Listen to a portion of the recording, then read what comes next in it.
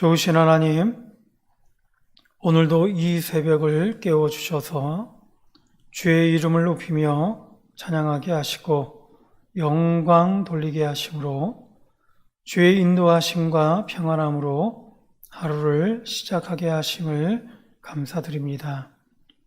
특히 치료제의 개발과 백신 접종으로 코로나의 고통으로부터 회복할 길을 열어주셔서 더욱더 하나님의 크신 복과 은혜를 경험하게 하시니 또한 감사드립니다. 이제 새로운 달 3월을 맞습니다. 이번 3월이 지나온 한 해의 어려움과 고통에서 벗어나 좀 더 소망과 기대를 가지게 되는 한 달이 되기를 원합니다. 특별히 오늘 3.1절을 맞으며 이 땅과 이 민족이 일제의 압제로부터 자유함을 외쳤던 날을 기념하면서 오늘날에도 악한 영들에 의한 또 다른 압박과 어두움에서 벗어나 하나님 주신 자유함의 복을 일깨워 주셔서 오직 주의 영원한 생명을 바라게 하시고 마땅히 받아야 할 하늘의 복으로 충만케 하여 주시옵소서. 바라기는 교회를 세우시고 교회를 사용하심으로 하나님 나라를 든든히 세우고자 하시는 주의 뜻을 따라서 교회된 성도들에게 힘 주시고 능력 주시며 지혜 주셔서 복음의 일꾼 되게 하시고 하나님 나라가 확장되어 가도록 하나님의 자녀된 영향력을 드러내고 나타내기에 부족함이 없게 하셔서 하나님 주신 복의 근원이 되게 해 주시옵소서. 또한 더욱더 하나님의 꿈과 비전을 따라 믿음으로 살고 주의 일꾼으로 쓰임받고 사용되어지기를 원하는 많은 주의 세대들에게 한없는 복과 은혜로 충만케 하시고 인도하여 주시옵소서.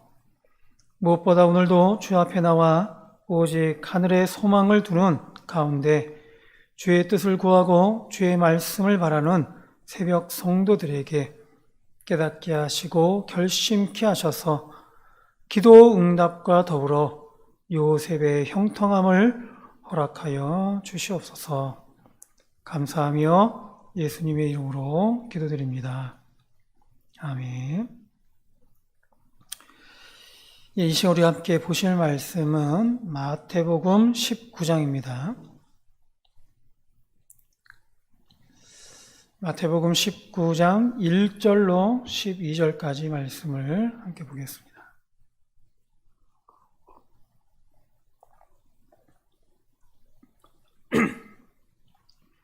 마태복음 19장 1절로 12절 말씀입니다. 제가 한 절, 여러분들 한 절 교독하겠습니다. 예수께서 이 말씀을 마치시고 갈릴리를 떠나 요단강 건너 유대 지경에 이르시니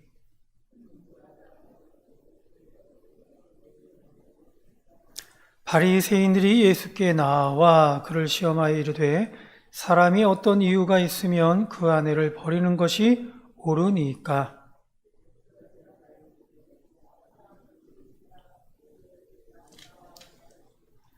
말씀하시기를 그러므로 사람이 그 부모를 떠나서 아내에게 합하여 그 둘이 한 몸이 될지니라 하신 것을 읽지 못하였느냐?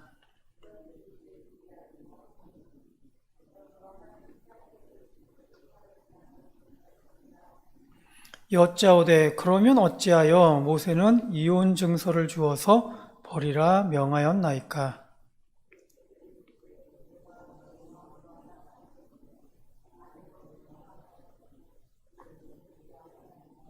내가 너희에게 말하노니 누구든지 음행한 이유 외에 아내를 버리고 다른 데 장가드는 자는 간음함이니라.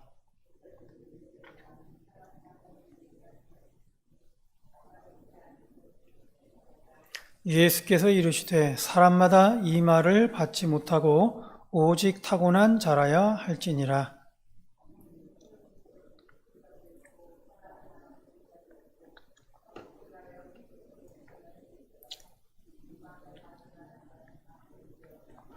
아멘. 예수님께서는 마태복음 7장에 너희가 비판하는 그 비판으로 너희가 비판을 받을 것이요 너희가 헤아리는 그 헤아림으로 너희가 헤아림을 받을 것인자 라고 말씀하셨습니다. 용서하라는 말씀입니다.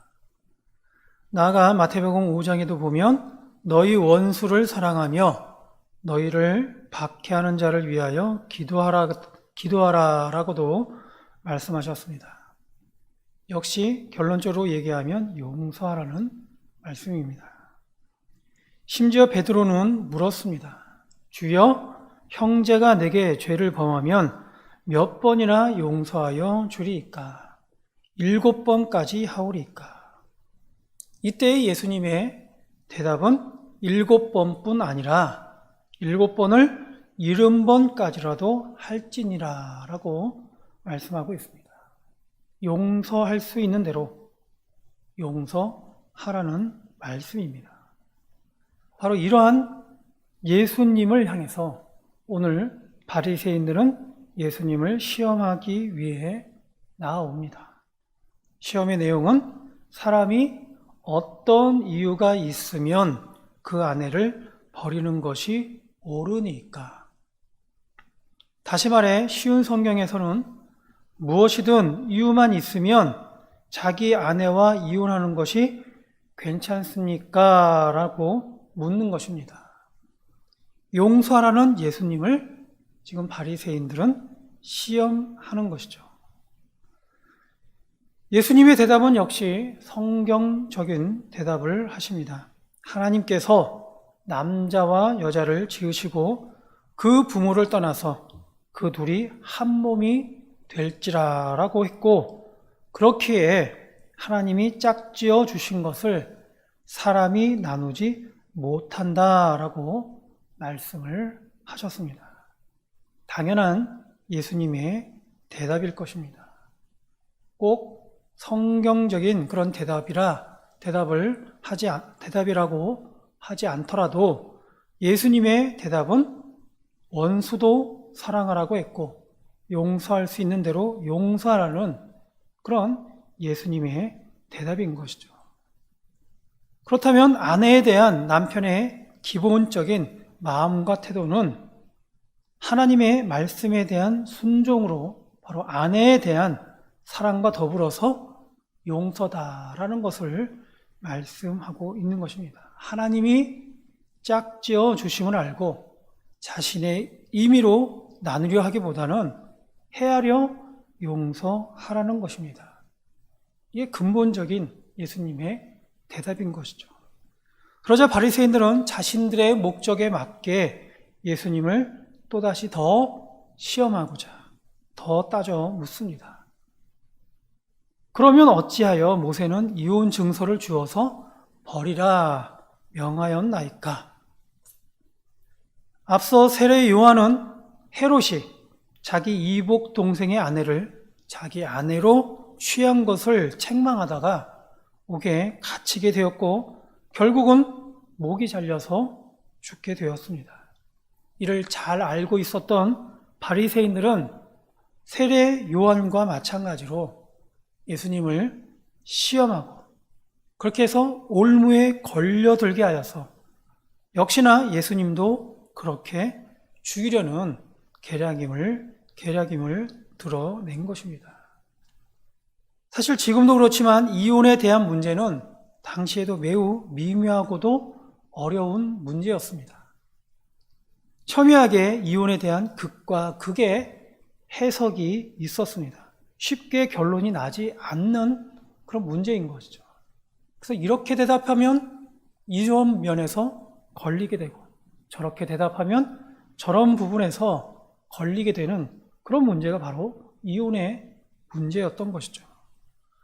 그러니 그러는 중에도 남성적 그런 중심적인 그런 사회에서 보면 역시나 이혼은 아내인 여자에게 악용되었다라는 것을 알 수가 있습니다.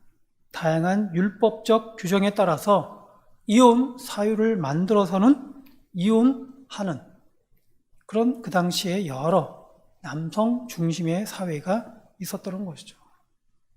당시 그래서 이혼 사유를 보면 이렇습니다. 여러 가지 규정에 의해서 이렇게 이혼을 하는 것이죠. 이혼 사유를 보면 밥을 하다가 밥을 태우면 이것도 이혼 사유가 되었어요. 여자가 목소리가 커도 이혼 사유가 되었고, 음산하고 쌀쌀한 목소리다라고 해도 바로 이런 것이 이혼 사유가 되었습니다.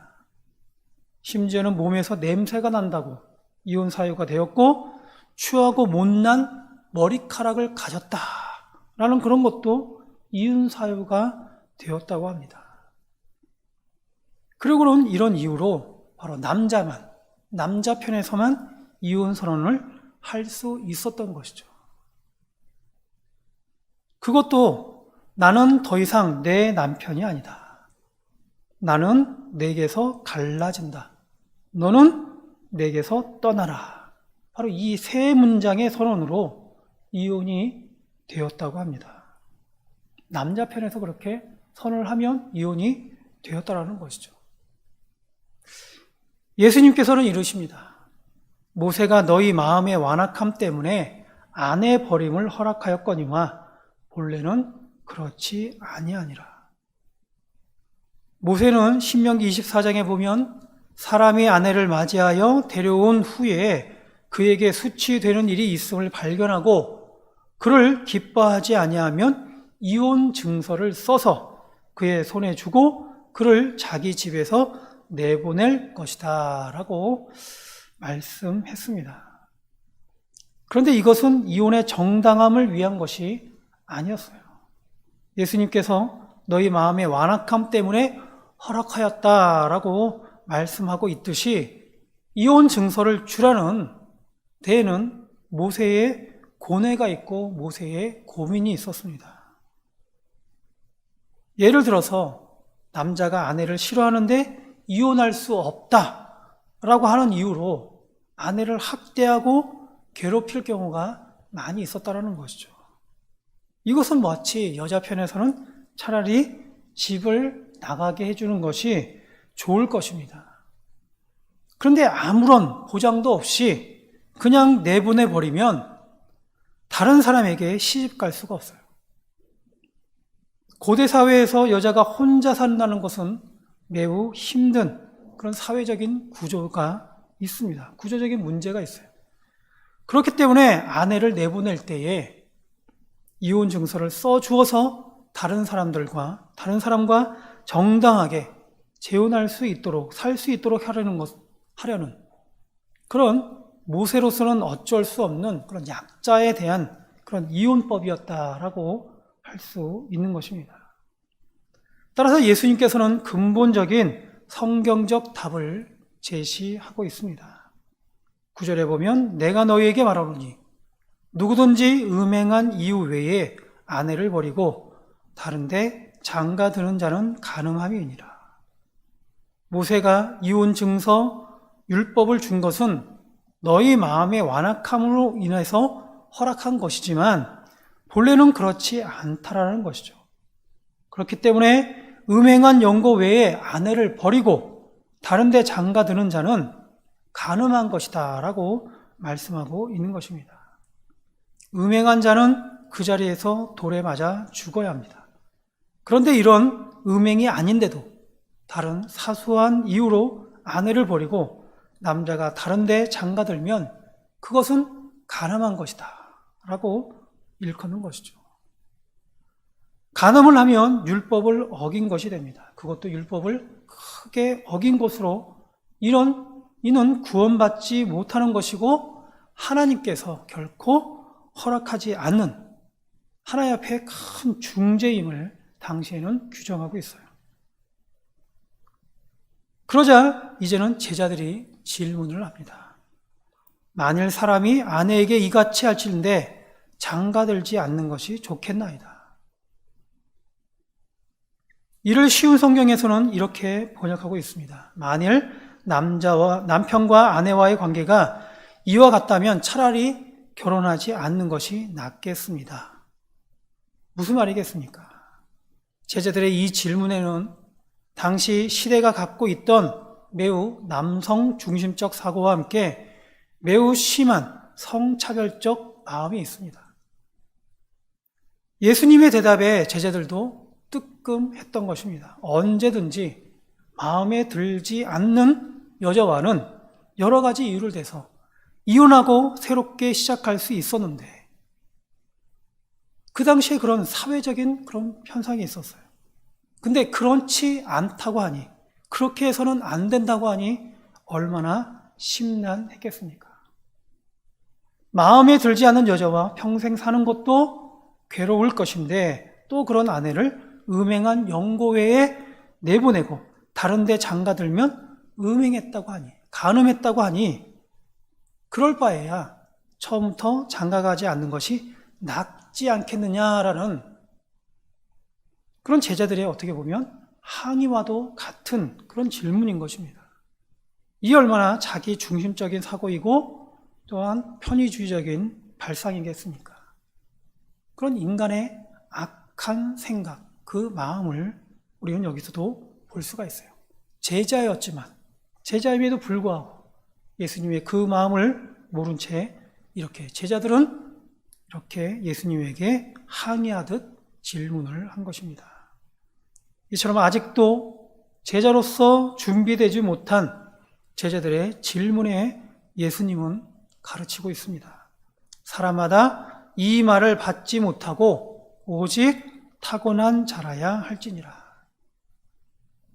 역시 쉬운 성경은 이것을 이렇게 번역하고 있습니다. 모든 사람이 이 말을 받아들일 수는 없다. 오직 하나님께서 허락하신 사람들만이 그렇게 할 수 있다. 하나님의 근본적인 남자와 여자에 대한 뜻은 둘이 하나가 되어서 생육하고 번성함으로 하나님의 생명력을 더하는 것입니다. 물론 하나님이 허락하신 예외도 있을 것입니다.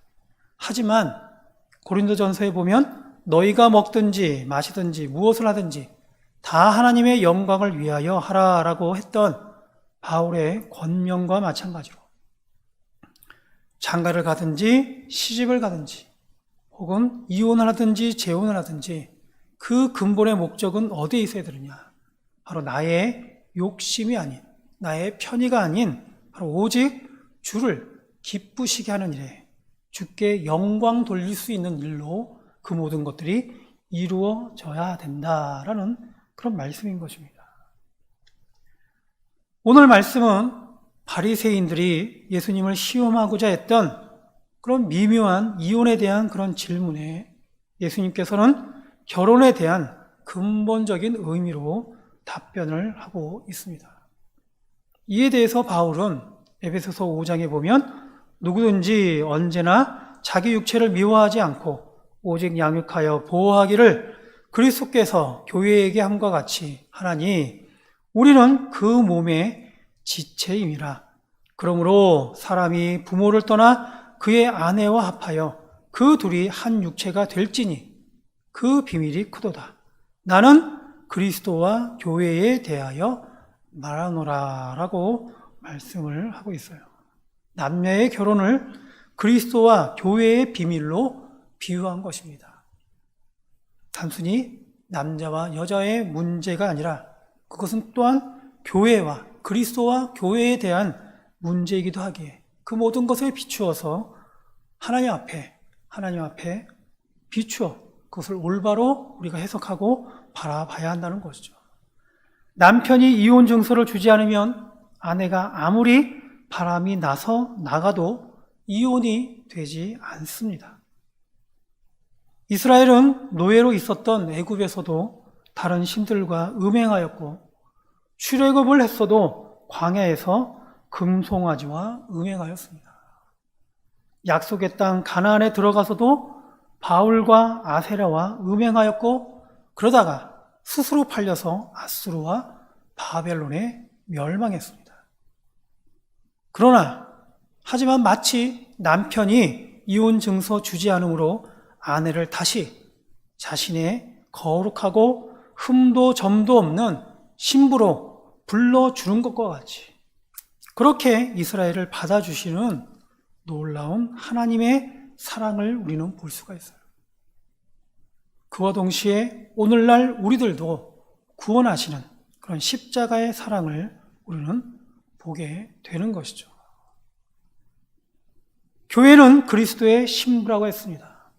어쩌면 우리의 음행으로 이혼 증서를 받는 것만 해도 과분한 일일 것입니다. 그런데 예수님께서는 그 형벌을 대신 받으심으로 우리에게는 용서와 사랑을 주셨습니다. 그렇게 우리를 구원해 주신 것이고, 그렇게 구원의 길을 우리에게 열어 주신 것이죠.